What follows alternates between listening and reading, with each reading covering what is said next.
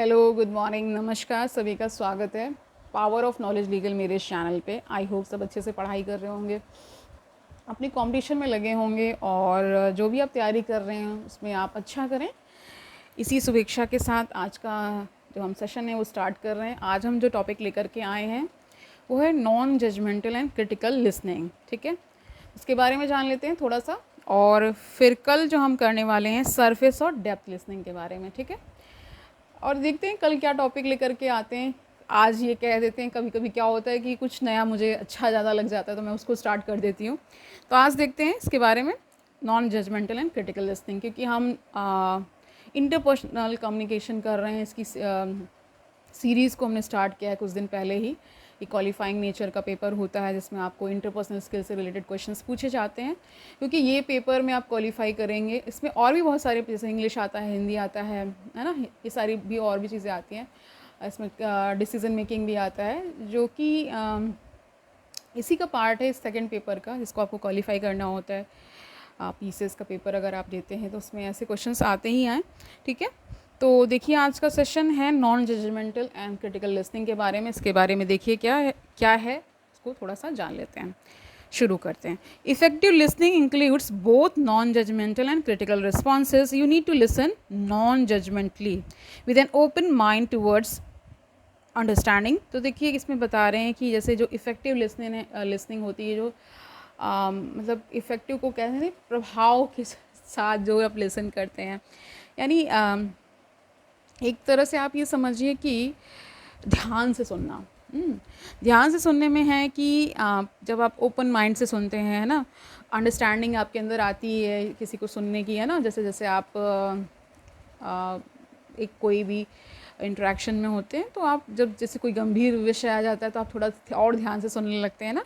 ये सब करते ही हैं आप सभी। But you also need to listen critically. Critically का मतलब होता है कि थोड़ा सा आपको क्या होना पड़ेगा, रीजनिंग के साथ सुनना होगा ना, with a view toward making some kind of evolution और जजमेंट। क्रिटिक कह रहे हैं clearly engage in non judgemental listening first, listen for understanding while suspending judgement. तो बिना किसी आप जजमेंट पास किए आप सुन रहे हैं, लेकिन क्रिटिकल लिसनिंग का मतलब ये भी है कि साथ साथ में आप सोच विचार भी कर रहे हैं थोड़ा बहुत। ठीक है, only after you have fully understood the relevant messages should you evaluate और जज। जब आपने पूरी तरीके से सुन लिया, फिर उसके बाद उस जो भी वो इंसान व्यक्ति विशेष बोल रहा है उसको आप जज करेंगे या इवैल्यूएट करेंगे। Supplement open minded listening with critical listening.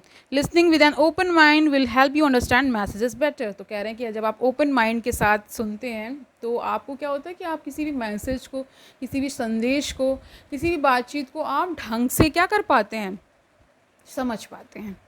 Listening with a critical mind will help you analyse and evaluate the message. और जब आप क्रिटिकल माइंड सेट के साथ किसी भी मैसेज या उसको सुनते हैं तो क्या होता है कि आप अच्छे से एनालाइज कर पाते हैं और विजुलाइज कर पाते हैं उसकी प्रॉब्लम को, या जो भी वो कह रहा होता है। In adjusting your non judgemental and critical listening, तो आप देखिए इसमें इन्होंने पैरामीटर्स एक तरह से बता दिए हैं कि कैसे आपको इनको ठीक तरीके से टैकल करना है जब आप कम्युनिकेशन कर रहे होंगे। तो क्या है, keep an open mind and avoid pre judging. तो ये आपको करना है, ये सारी चीज़ें बताया कि आपको ओपन माइंड रखना है और प्री जजिंग से बचना, यानी पहले ही कोई जजमेंट पास करने से बचना है। तो delay your judgements until you fully understand the intention and the content the speaker is communicating and avoid both positive and negative evaluation until you have a reasonably complete understanding. तो कह रहे हैं पहले जैसे बोलने से, यानी कि कुछ भी निष्कर्ष निकालने से पहले अच्छे से उसको समझ लीजिए, उसको अंडरस्टैंड कर लीजिए, कंटेंट के एनालिसिस कर लीजिए, स्पीकर के एनालिसिस थोड़ा सा कर लीजिए, तब आप कुछ भी आगे बढ़ेंगे।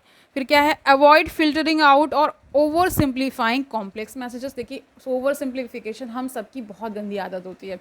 किसी भी, मान लीजिए कोई बहुत गंभीर मुद्दा होगा, उसको बहुत ओवर सिंप्लीफाई करने की कोशिश करे, ये तो कुछ भी नहीं है, इस तरह इन सब के कथनों से आपको बचना है, ये सब बोलने से बचना है। ठीक है, similarly avoid filtering out undesirable messages. You don't want to hear something you believe in is untrue, that people you care for are unkind or that deals we you. और देखिए कई बार क्या होता है, हम बहुत जल्दी निष्कर्ष पे भी पहुंचने की कोशिश करते हैं तो भी हम बहुत ओवर सिंप्लीफिकेशन कर देते हैं। इससे बचना है आपको, ठीक है, अवॉइड करना है। रिकॉग्नाइज योर ओन बायसेस, यानी अपने बायसेस को आपको समझना है, पहचानना है।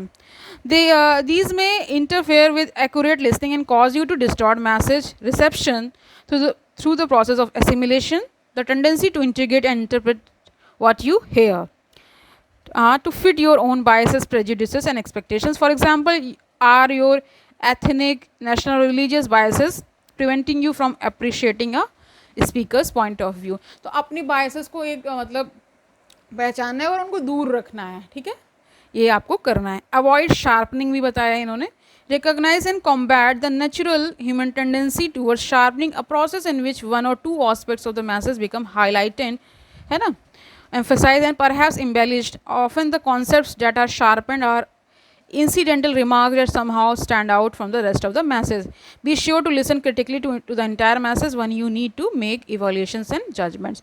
तो कह रहे हैं कि बहुत ज़्यादा आपको उसे मतलब जैसे कोई बातचीत चल रही, कोई मुद्दा चल रहा है, कोई डिस्कशन हो रहा है, उसमें आप बहुत उसको महीन शार्प करते चले जा रहे हैं, उनसे बचना है। नहीं, जैसे एक इस तरह से समझिए इसको, जैसे बाल की खाल नहीं निकालनी है आपको, ठीक है, जो जिस तरह से पोर्ट्रे कर रहा है अपने मैसेज, जो संदेश देना चाहता है, जो बातचीत करना चाहता है, उसी तरीके से आपको लेना है।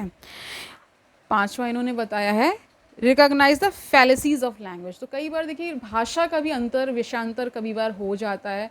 मान लीजिए उनकी टर्मिनोलॉजी कुछ अलग होती है, मतलब डिफरेंट कल्चर्स हैं यहाँ पे इंडिया में, डिफरेंट देखिए समुदाय के लोग हैं, बहुत अजीब अजीब यहाँ पे भाषाएं हैं, है ना, बहुत डायलेक्ट्स अलग अलग हैं, तो ये भी आपको ध्यान रखना है ना। आइडेंटिफाइज 4 कॉमन बैरियर्स, है ना, दैट चैलेंजेस क्रिटिकल लिसनिंग। तो ये देखिए मेनली क्या है कि लैंग्वेज देखिए बहुत बड़ा मीडियम बन जाता है कम्युनिकेशन का। हम सभी इसी माध्यम से, वैसे तो नॉन वर्बल कम्युनिकेशन भी होता है जिसमें इशारे हैं, जेस्चर्स हैं, फेशियल एक्सप्रेशन है, ये सब भी होता है, लेकिन हम भाषा से ज़्यादा कम्युनिकेट करते हैं। तो यही कहता रहे हैं कि कुछ जो भी आपको जिससे भी बात कर रहे हैं, मान लीजिए किसी भाषा, तो उसकी सारी चीज़ें पता होनी चाहिए, या नहीं है तो उनसे पूछ लीजिए, ये ज़्यादा अच्छा कम्युनिकेशन का तरीका बनेगा, ठीक है। तो आज के लिए हम इतना ही रखते हैं, ठीक है।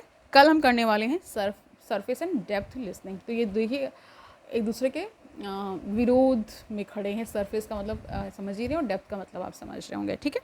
कल मिलते हैं, आनंद से पढ़िए, don't take burden, all the very best.